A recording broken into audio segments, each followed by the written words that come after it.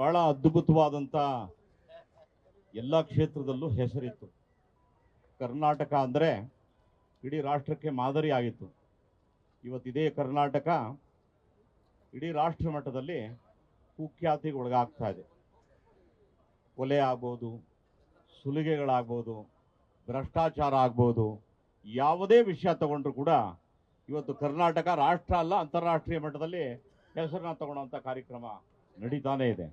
ಸ್ನೇಹಿತರೆ, ನರೇಂದ್ರ ಮೋದಿಯವರು ಸುಮಾರು 10 ವರ್ಷಗಳ ಕಾಲದಿಂದ ಈ ರಾಷ್ಟ್ರವನ್ನು ಆಳ್ತಿದ್ದಾರೆ. ಹಂತ ಹಂತವಾಗಿ ಬಗಡಾದಂಥ ಈ ರಾಷ್ಟ್ರವನ್ನು ಸ್ವಚ್ಛಗೊಳಿಸಿ ಇವತ್ತು ಅಂತಾರಾಷ್ಟ್ರೀಯ ಮಟ್ಟದಲ್ಲೂ ಕೂಡ ಭಾರತಕ್ಕೆ ಒಂದು ಘನವಾದ ಗೌರವವನ್ನು ಬರುವಂಥ ಕೆಲಸವನ್ನು ಮಾಡ್ತಿದ್ದಾರೆ, ನಿತ್ಯ ನಿರಂತರ ಮಾಡ್ತಿದ್ದಾರೆ.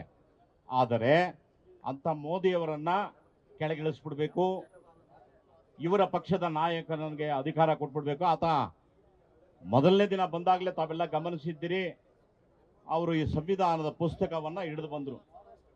ಆಗ ನಮ್ಮ ಪಕ್ಷದ ನಾಯಕರು ಅವರು ಪ್ರಶ್ನೆ ಕೇಳಿದ್ರು, ಅಲ್ಲಪ್ಪ ನೀವು ಸಂವಿಧಾನದ ಪುಸ್ತಕ ಹಿಡಿದಿದ್ದಲ್ಲ, ಅದರಲ್ಲಿ ಎಷ್ಟು ಪೇಜ್ ಇದೆ ಎಂದಾಗ ಉತ್ತರ ಕೊಡೋದಕ್ಕೆ ತಬ್ಬಿಬಾದಂಥ ಒಬ್ಬ ರಾಷ್ಟ್ರ ಮಟ್ಟದಲ್ಲಿರೋಂಥ ಈ ಕಾಂಗ್ರೆಸ್ ಪಕ್ಷದ ನಾಯಕನನ್ನ ಪ್ರಧಾನಮಂತ್ರಿಗಳು ಮಾಡಬೇಕು ಅನ್ನೋ ಒಂದು ಕನಸು. ಮೋದಿಜಿ ಅಂತವರು ಇವತ್ತು ಇಡೀ ರಾಷ್ಟ್ರವನ್ನು ಅದ್ಭುತವಾಗಿ ಬೆಳಗ್ತಾ ಇದ್ರೆ, ಇದೇ ರಾಷ್ಟ್ರವನ್ನು ಅನ್ಯ ರಾಷ್ಟ್ರದ ನೆಲದಲ್ಲಿ ನಿಂತು ರಾಷ್ಟ್ರವನ್ನು ಕೆಡಬೇಕು ಅಂತ ಚಿಂತನೆ ಮಾಡುವಂಥ ಅಂಥ ಚಿಂತಕರ ಚಾವಡಿಯಲ್ಲಿ ಕೂತು ರಾಷ್ಟ್ರ ವಿರೋಧಿ ಕೆಲಸ ಮಾಡುವಂಥ ಒಬ್ಬ ನಾಯಕನಿದ್ದಾನೆ ಅಂದ ಮಾತ್ರಕ್ಕೆ ಅಂಥ ನಾಯಕನ ಕೈ ಕೆಳಗೆ ಇರತಕ್ಕಂಥ ನಾಯಕರಿಗೆ ಎಂಥ ಗುಣವಿದೆ ಅಂತ ನಾವು ಹೊಗಳಿ ಹೇಳಬೇಕಾದಂಥ ಅವಶ್ಯಕತೆಯೇ ಇಲ್ಲ. ಈ ರಾಜ್ಯಕ್ಕೆ ಬಂದಾಗ ಸಿದ್ದರಾಮಯ್ಯವರನ್ನ ನೋಡಿದಾಗ ನಾನು ವೈಯಕ್ತಿಕವಾಗಿ ಬಹಳ ಖುಷಿ ಪಡ್ತಿದ್ದೆ. ಕಾರಣ ಏನು ಅಂದರೆ, ಅವರು ಯಾವ ಕಪ್ಪು ಚುಕ್ಕಿ ಇಲ್ದಂಗೆ ನಾನಿದ್ದೀನಿ, ನಾನು ಬಹಳ ಸ್ಪಷ್ಟವಾಗಿ ರಾಜಕಾರಣವನ್ನು ಮಾಡ್ತಾ ಇದ್ದೀನಿ ಅನ್ನತಕ್ಕಂಥ ಮಾತನ್ನು ಹೇಳ್ತಾ ಇದ್ರು. ಎಲ್ಲೂ ಸಿಕ್ಕಾಕೊಂಡಿರಲಿಲ್ಲ, ಭಾಳ ಕ್ಲೀನ್ ಹ್ಯಾಂಡ್ ಅಂತ ನಾನು ತಿಳ್ಕೊಂಡಿದ್ದೆ. ಎಲ್ಲರಿಗೂ ಈಗ ಮನದಟ್ಟಾಗಿದೆ. ಮಾತು ಒಂದು, ಕೃತಿ ಒಂದು, ಮೇಲಿನ ಚಿಂತನೆ ಒಂದು, ಒಳಗಡೆ ಚಿಂತನೆ ಒಂದು. ಈಗ ನಾನು ಒಬ್ಬ ಸಂಸದನಾಗೋ ಅಥವಾ ಭಾಜಪ ಪಕ್ಷದ ಒಬ್ಬ ಸದಸ್ಯನಾಗೋ ನಾನು ಮಾತಾಡ್ತಾ ಇಲ್ಲ, ಒಬ್ಬ ಸಾಮಾನ್ಯನಾಗಿ ನಾನು ಮಾಧ್ಯಮದ ಮುಖಾಂತರ ಪ್ರಶ್ನೆನ ಕೇಳ್ತೀನಿ. ಘನ ನ್ಯಾಯಾಲಯಗಳು ನೀವು ಮಾಡಿದ್ದು ತಪ್ಪು ಅಂತ ಅಂದಾಗಲೂ ಕೂಡ ಸಮರ್ಥಿಸ್ಕೊಂಡು ಇಲ್ಲ ನಾನು ಹೋರಾಟ ಮಾಡ್ತೀನಿ ಅಂದಾಗ ಪ್ರತಿಯೊಬ್ಬರಿಗೂ ಬರುವಂಥ ಒಂದು ಅನುಮಾನ ಏನು ಅಂದರೆ, ಏನು ಈ ಕೋರ್ಟ್ಗಳು ಕೂಡ ಇವತ್ತು ಪ್ರಯೋಜನಕ್ಕೆ ಬರ್ತಾ ಇಲ್ವಾ ಅನ್ನೋ ಒಂದು ಅನುಮಾನ ಬರ್ತಾ ಇದೆ. ಇವತ್ತು ಎಷ್ಟೋ ಅನೇಕ ಮಹನೀಯರು ತಪ್ಪು ಅಂತ ಸಾರಿದ ತಕ್ಷಣ ರಾಜೀನಾಮೆನ ಕೊಟ್ಟು ಮನೆಗೆ ಹೋಗೋದನ್ನ ನಾವು ನೋಡಿದ್ದೀವಿ.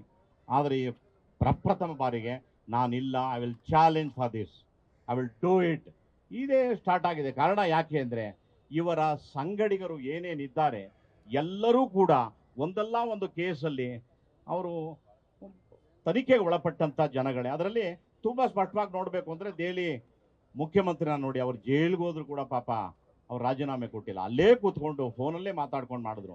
ಮೋಸ್ಟ್ಲಿ ಅವ್ರು ಫೋನ್ ಮಾಡಿ ಹೇಳಿರ್ಬೇಕು ಇವರಿಗೆ, ಹೆದರ್ಕೋಬೇಡಿ ಸಿದ್ದರಾಮಯ್ಯನವರೇ, ಕೇಸ್ ಬಂದರೂ ಬರಲಿ, ಜೈಲಲ್ಲೇ ಕೂತ್ಕೊಂಡು ಬೇಕಾದ್ರೆ ವ್ಯಾಪಾರ ಮಾಡ್ಕೋಬೋದು.